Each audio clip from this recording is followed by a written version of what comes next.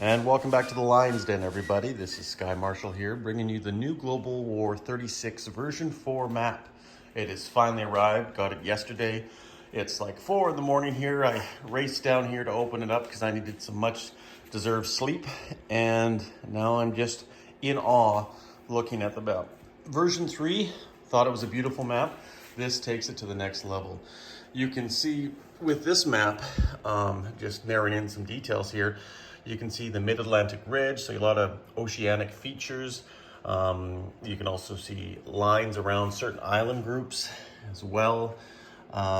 Just really, really detailed. And of course, even now, there's certain places in Europe and Asia where you can see mountain lines a little bit better.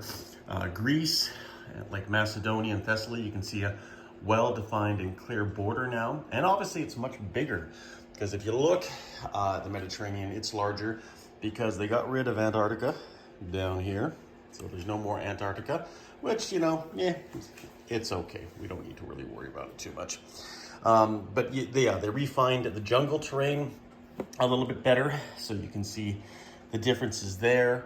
But yeah, all in all, like even just the detail here of the mountain ranges in southern India right there, right? So it does help having certain areas on this map larger. I mean, I could even tell just, this is a 4x8 map, but even Tokyo is larger. And certain other areas obviously on the map too. Cities as well, right?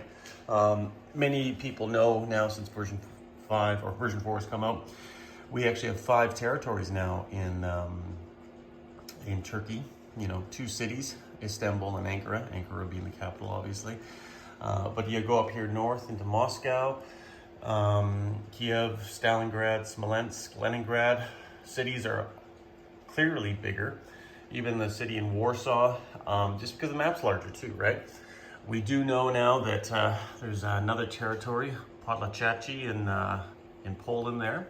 And Konigsberg is now a city, or was formerly East Prussia, but they made it into a city, which is kind of nice because I know it was a very well fortified place prior to World War II. But yeah, it is just gorgeous. And just even the fact that Italy's a little bit larger now, instead of just a dot for the island of Rhodes, well, they gave you a little bit better island chain, or basically just gobbled up all the islands there as part of Italian domain. And it looks great. It really does look great. Still, someday I'll wish to see Cairo as a city, but you know, for gameplay, that's not what the war was about. We do have Tobruk as a city, obviously, still. But yeah, just very interesting. The whole setup, right? Just looks really, really cool. Lower Egypt, Upper Egypt, obviously Egypt is now a few more territories. But yeah, the detail, love the detail. And you guys probably already know, you see the smaller flags here, indicating whether they're pro-access or if it's worth a bonus, and so on and so forth. Like over here, this is an objective, wherever you see the stars, obviously for the Germans, all the way up there. The Atlantic Wall is a good example. Down here, South Africa, even there's obviously more room in Africa as well. Even though it's squashed a little bit more and brought down, which is fine. There's not a lot going on in Africa, mostly in the northern theater, but that's what makes it fun with a global conflict like this. And if you look at the size difference between Africa and South America, obviously there's a big transparency there, but it's best for gameplay. And you can see all the geographical features on the ocean floor here. Very historically accurate, and just ultimately just adds so much more flavor. Of course, with me and my pieces adding up onto this map, it's going to be hard to see some of them, but you know what, that's just the nature of the beast. But yeah, super happy to have it here. Super happy that they've changed certain colors here, which is ironic because I did paint my Dutch purple and recently, and didn't know that the version 4 map actually had purple for the territory for the Dutch, which I love. And I believe that is also on the World War I map as well. So that is a little bit of fun and a little bit of coincidence. You can see some of the colors here. I believe Finland was blue. They've changed it to yellow from the old map. I can't remember if this was red or not, but obviously Norway's blue. And I love the color changes. I think the color changes just enhance it. I actually really like how Turkey's green as well, and how Greece is kind of this light aqua blue, which is somewhat comical because they kind of match the colors that I have set out, or at least in some relation. Here in Romania, you can see Bessarabia and central Romania, two territories now, which I think is obviously very accurate. Romania was a powerful ally for the Germans during the Second World War, and I know Bessarabia was part of that territory that Stalin took when he invaded the Baltic states and went into Finland there. So very, very interesting on how accurate it is. So I like that a lot. But all in all, yeah, we're gonna get ready for Operation Dark Horizon. And that name's changed a few times recently in the past.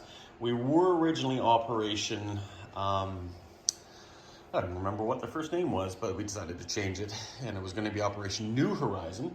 And Operation New Horizon, like New Horizon, new things. But I figured we should add the word dark in there because of the ominous threat of the Axis powers. So it's become Operation Dark Horizon. And there's already a trailer up here, and that's scheduled to start November 11th. But we might be delayed just a bit since some of our Canadian colleagues, myself included, had to wait for a delayed map a little bit compared to some of our American counterparts. But that's okay. No worries on that front. But yeah, so we're going to have Panzer J playing the Italians. We're going to have Jinx playing the Germans. We're going to have Wintermute playing the Japanese. That's going to round off the Axis. We're going to have a board gaming bro play the great Soviet Empire. And then we have Hambone playing the United States and China. And then we have Madman Dan playing the lovely Commonwealth. And then we have Panzer King, the former Panzer King, now Sky Marshal, playing the lovely French in this game. It's a minor role, but because of my work schedule and everything like that, I'm glad I've gone that route, and I don't regret that a bit. I want to actually play a minor role and watch the people enjoy it, and actually enjoy this game a little bit more than stressing out about other things, just because obviously work's been crazy busy. Anyways, guys, I just wanted to share this briefly with you. There's a lot of other things that we can go over, and I'm sure you're eager about it. Oh, hell. Okay, you twist my arm. Let's just look at a few other minor things before we pack her in. But down here, as per the old setup, we had our build chart right here, 3-stage build chart.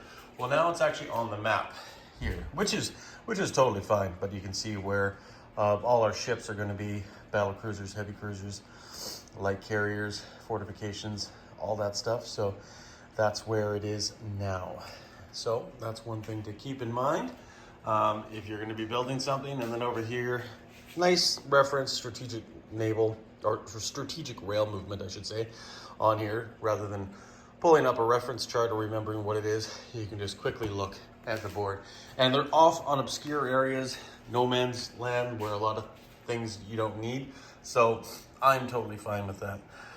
Totally fine with that at all. Obviously, this can get very busy at some points, but I might actually see if I can get extra ones made up of these just to put there, or possibly even just use these older existing ones as part of the building queue, since not a lot has changed when you're building certain things. But anyways, nonetheless, you can see here our lovely, this is the flag version if you already haven't figured out.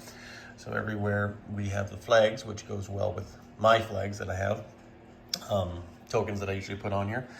But yeah, and then of course you can see our convoy routes and some of the new convoy routes right here. And I believe there is a few others, but obviously some of the ones that are still there. I like how we've changed this too as well. How you can just instantly go to P58. It's a little bit easier to understand, and then you go over here and you look at P58 right there, and that's your C zone. So yeah, no, honestly, I love it, love it, love it, love it. There is a few things that obviously I'm gonna have to take a real close look at in this version 4 game. It is a whole new beast. It's very similar to the old one, but mistakes are going to be made in our upcoming YouTube war. I know that. That's Well, there's no rush on this game. We're going to take our time and go through it one step at a time to hopefully at the end of the day not only have a great experience but a great learning experience for the players but also you guys as the viewers. So guys, I'm going to cut it off right here. I got to go to work probably pretty shortly, finish off my coffee, but I think this looks really, really good in the war room here, the bright, vibrant colors. So we'll see you on game day, guys. Cheers. Talk to you soon. Sky Marshall out.